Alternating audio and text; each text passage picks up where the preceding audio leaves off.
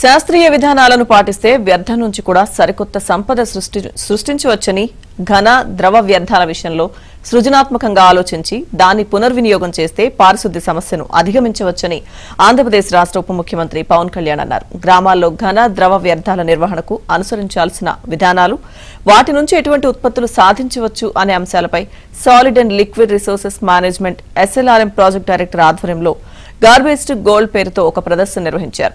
ఈ ప్రదర్శనను పవన్ కళ్యాణ్ ప్రారంభించారు.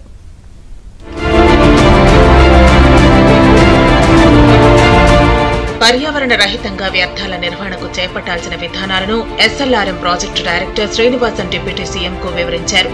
చెట్ల నుంచి రాలే ఆకులను, కొమ్మలను, పొడి చెత్తను ఊడ్చిన తర్వాత తగులబెట్టడం వల్ల వాతావరణ కాలుష్యం జరుగుతోందని, వాటిని కంపోస్ట్ గా మారిస్తే ఎరువుగా ఉపయోగపడుతుందని, ఈ విషయంలో స్థానిక సంస్థలు తగు చర్యలు చేపట్టాలన్నారు.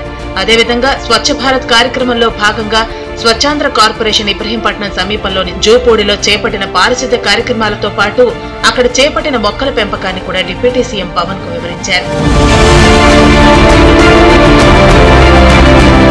వ్యర్థాల నిర్వహణ ద్వారా వచ్చే వర్మీ కాస్ట్ కు మార్కెట్లో డిమాండ్ ఉందని, దీనిపైన ప్రత్యేక దృష్టి పెట్టాలని డిప్యూటీ సీఎం పవన్ కళ్యాణ్ పిలుపునిచ్చారు.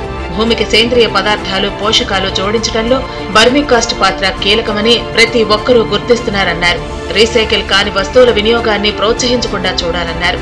కానీ సంస్థలకు వ్యర్థాల నిర్వహణ, పారిశుద్ధ్య నిర్వహణ ఒక సవాల్గా మారుతోందని, శాస్త్రీయ దృక్పథంతో ఘన ద్రవ పదార్థాలను నిర్వహించడంపై అధ్యయనాలు జరుగుతున్నాయని డిప్యూటీ సీఎం పవన్ కళ్యాణ్ అన్నారు. దీనిలో అనుభవం ఉన్న నిపుణులతో ఒక వర్క్ షాప్ నిర్వహించాలని పంచాయతీరాజ్ గ్రామీణాభివృద్ధి శాఖ ముఖ్య కార్యదర్శికి దిశానిర్దేశం చేశారు. ఈ వర్క్ షాప్ లో పంచాయతీరాజ్ ప్రతినిధులతో పాటు వివిధ వర్గాల ప్రతినిధులు, స్వయం సహాయక సంఘాల ప్రతినిధులను భాగస్వాములను చేయాలని పవన్ కళ్యాణ్ సూచించారు. ఈ విధమైన వర్క్ షాపులు నిర్వహించడం ద్వారా వ్యర్థాల నిర్వహణపై అవగాహన పెరిగి చెత్త నుంచి సంపద సృష్టించే మార్గాలు పెరుగుతాయన్నారు. ఉపాధి అవకాశాలు వస్తాయని, పర్యావరణానికి మేలు కలుగుతుందన్నారు.